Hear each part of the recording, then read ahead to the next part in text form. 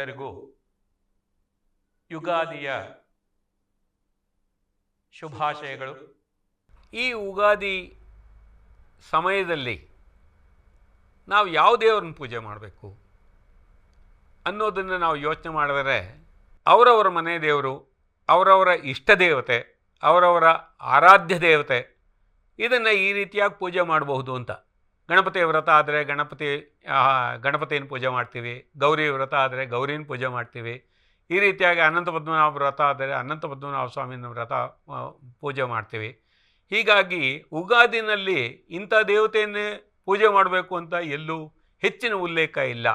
ಆದರೆ ಕಾಲಸ್ವರೂಪನಾದಂಥವನು, ತ್ರಿಕಾಲಕ್ಕೂ ಕಾರಣನಾದಂಥವನು, ಯುಗ ಯುಗಗಳನ್ನು ಒಂದು ಗಣನೆಗೆ ತಗೊಳ್ಬೇಕಾದ್ರೆ ಕಾಲಸ್ವರೂಪನಾದಂಥವನು ಭಗವಾನ್ ಸೂರ್ಯನಾರಾಯಣ.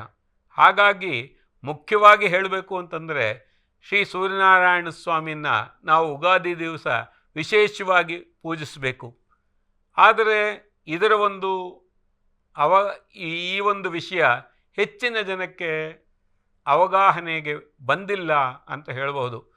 ಕಾಲಸ್ವರೂಪನಾದಂಥವನು, ತ್ರಿಕಾಲಗಳಿಗೂ ಕಾರಣನಾದಂಥವನು, ತ್ರಿಮೂರ್ತಿ ರೂಪದವನು, ತ್ರಿಕಾಲಕ್ಕೂ ಅವನ ಒಂದು ಸ್ವರೂಪನಾಗಿರುವಂಥವನು, ಕಾಲಸ್ವರೂಪನಾಗಿರುವಂಥ ಸೂರ್ಯನಾರಾಯಣ ಸ್ವಾಮಿಯನ್ನು ನಾವು ಈ ಒಂದು ಯುಗಾದಿನಲ್ಲಿ ಪೂಜೆ ಮಾಡಿದರೆ ಖಂಡಿತವಾಗಿಯೂ ನಮ್ಮ ಒಂದು ಆರೋಗ್ಯದ ವಿಷಯದಲ್ಲಾಗಲಿ, ಅಥವಾ ನಮ್ಮ ಒಂದು ತೇಜಸ್ಸಿನ ವಿಷಯದಲ್ಲಾಗಲಿ, ಅಥವಾ ನಮ್ಮ ಒಂದು ಚೇತನದ ವಿಷಯದಲ್ಲಾಗಲಿ ಖಂಡಿತವಾಗಿಯೂ ಅವನ ಅನುಗ್ರಹ ದೊರಕಿ ನಮ್ಮ ಒಂದು ಮುಂದಿನ ಜೀವನ ಸುಖಮಯವಾಗಿರುತ್ತೆ ಅಂತ ಹೇಳಿ ಬಯಸ್ತೇನೆ. ಸಾಮಾನ್ಯವಾಗಿ ಯುಗಾದಿ ದಿವಸ ಅಂತಂದರೆ ವಿಶೇಷವಾದಂಥ ಒಂದು ಸಂಭ್ರಮದ ಆಚರಣೆಯ ದಿನ. ಯುಗಾದಿ ಅಂತಂದರೆ ಅಥವಾ ಯುಗಾದಿ ಅಂತ ನಾವು ಅಂದರೆ ಹೊಸ ಬಟ್ಟೆ ಹಾಕ್ಕೊಳ್ಳೋದು, ವಿಶೇಷವಾದಂಥ ತಿಂಡಿ ತಿನಿಸುಗಳನ್ನ ಅಡುಗೆಯನ್ನು ಮಾಡಿ ದೇವರಿಗೆ ನೈವೇದ್ಯ ಇಡುವಂಥದ್ದು. ನಂತರ ನಾವು ಅದನ್ನು ಬಂಧು ಮಿತ್ರರೊಡನೆ ಸೇರಿಕೊಂಡು ಅದನ್ನು ಸೇವನೆ ಮಾಡುವಂಥದ್ದು. ಈ ರೀತಿಯಾದಂಥ ಹೊಸ ವಸ್ತ್ರಗಳೇ ಮುಖ್ಯವಾದಂಥದ್ದು. ಈ ಒಂದು ಪದ್ಧತಿ ಮೊದಲಿಂದ ಬೆಳ್ಕೊಂಡು ಬಂದಿದೆ. ಆದರೆ ಯುಗಾದಿನಲ್ಲಿ ಬೇವು ಬೆಲ್ಲಕ್ಕೆ ಹೆಚ್ಚಿನ ಒಂದು ವಿಶೇಷತೆ ಇದೆ. ಬೇವು ಬೆಲ್ಲ ಅಂತಂದರೆ ಪ್ರತಿಯೊಂದು ವರ್ಷದಲ್ಲೂ ಸಾಂಕೇತಿಕವಾಗಿ ಈ ವರ್ಷ ನಾನು ಬೇವು ಅಂದರೆ ಕಷ್ಟ, ಬೆಲ್ಲ ಅಂತಂದರೆ ಸುಖ, ಆದ್ದರಿಂದ ಕಷ್ಟ ಸುಖಗಳನ್ನ ಸಮಾನವಾಗಿ ಸ್ವೀಕಾರ ಮಾಡ್ತೇನೆ, ನಾನು ಯಾವುದೇ ರೀತಿಯಲ್ಲೂ ತಾರತಮ್ಯ ಮಾಡಲ್ಲ ಅಂತ ಹೇಳುವಂಥ ಒಂದು ತಗೊಳ್ಳೋವಂಥ ಒಂದು ಸಂದರ್ಭ. ಆದ್ದರಿಂದ ಕಷ್ಟ ಸುಖಗಳನ್ನ ಸಮವಾಗಿ ಹಂಚಿಕೊಳ್ತೇನೆ ಅಂತ ಅನ್ನೋದನ್ನ ನಾವು ಹೇಳಬೇಕಾದ್ದು. ಅದರ ಒಂದು ಸ್ವರೂಪವಾದ್ದು ಮಾವಿನ ಸೊಪ್ಪು ತನ್ನದೇ ಆದಂಥ ಒಂದು ವಿಶೇಷವಾದಂಥ ಒಂದು ಶಕ್ತಿ ಹೊಂದಿರುವಂಥ ಒಂದು ವೃಕ್ಷ. ಅದನ್ನು ನಿಜವಾಗೂ ಕಲ್ಪವೃಕ್ಷ ಅಂತ ಕರಿಬೇಕಾದಂಥದ್ದು. ಅಂಥ ಒಂದು ಮಾವಿನ ಸೊಪ್ಪಿನ ತಳಿರು ತೋರಣ ಮನೆಯಲ್ಲಿ ಇದ್ದಾಗ ಅದನ್ನು ನಿಜವಾಗೂ ಹೇಳ್ಬೇಕಂತಂದರೆ ಎಷ್ಟೋ ನಮಗೆ ತಿಳಿದೇ ಇರುವಂಥ ರೋಗಾಣುಗಳನ್ನ ಮನೆಗೆ ಬರೆಯೋದನ್ನು ತಡೆಯುವಂಥ ಶಕ್ತಿ ಮಾವಿನ ಸೊಪ್ಪಿಗುಂಟು. ಹಾಗೆ ಎಷ್ಟೋ ವಿಧವಾದಂಥ ವೈರಸ್ ಅಂದರೆ ನೀವೇನು ಕೀಟಾಣುಗಳು ಏನು ಅಣುಸ್ವರೂಪದಲ್ಲಿರುವಂಥ ಕೀಟಾಣುಗಳೇನಿದೆಯೋ ಅದನ್ನು ಈಚೆಗೆ ತಳ್ಳುವಂಥ ಶಕ್ತಿ ಇರುವಂಥದ್ದು ಬೇವಿನ ಸೊಪ್ಪು. ಹಾಗಾಗಿ ಮಾವಿನ ಸೊಪ್ಪು, ಬೇವಿನ ಸೊಪ್ಪು ಈ ಇದರಲ್ಲಿ ಹಬ್ಬದಲ್ಲಿ ವಿಶೇಷವಾದಂಥ ಒಂದು ಶಕ್ತಿ ಹೊಂದಿ ನಮ್ಮ ಮುಂದಿನ ಈ ವರ್ಷ ಪೂರ್ತಿ ನಮ್ಮನ್ನು ಅದು ಕಾಪಾಡಲಿ ಅಂತ ಹೇಳಿ ಆ ಭಾವನೆಯಲ್ಲಿ ನಾವು ಕಟ್ಟುವಂಥದ್ದು. ಬೆಲ್ಲ ಬೇವು ಎರಡನ್ನೂ ಸ್ವೀಕಾರ ಮಾಡಿ ಸುಖ ದುಃಖಗಳನ್ನು ಸಮವಾಗಿ ಹಂಚ್ಕೊತೀವಿ ಅನ್ನುವಂಥ ಒಂದು ಪ್ರಮಾಣ ವಚನ ಸ್ವೀಕಾರ ಮಾಡುವಂಥ ಒಂದು ಹಬ್ಬ ಈ ಯುಗಾದಿ ಹಬ್ಬ. ಈ ಯುಗಾದಿಗೆ ಮತ್ತೊಂದು ವಿಶೇಷತೆ ಏನು ಅಂತಂದರೆ 6 ಋತುಗಳು, ಒಂದೊಂದು ಋತುಗಳಲ್ಲೂ ಒಂದೊಂದು ಇದನ್ನು ಮಾಡ್ತೀವಿ. ಈ ವಸಂತ ಋತು ಅಂತ ಕರಿತೀವಿ. ವಸಂತ ಋತುವಿನಲ್ಲಿ ಈ ಯುಗಾದಿನ ನಾವು ಆಚರಣೆ ಮಾಡೋದು. ವಸಂತ ಋತುವಿನ ಪ್ರಥಮ ದಿನ ನಾವು ಈ ಯುಗಾದಿ ಹಬ್ಬವನ್ನು ನಾವು ಆಚರಿಸ್ತೀವಿ.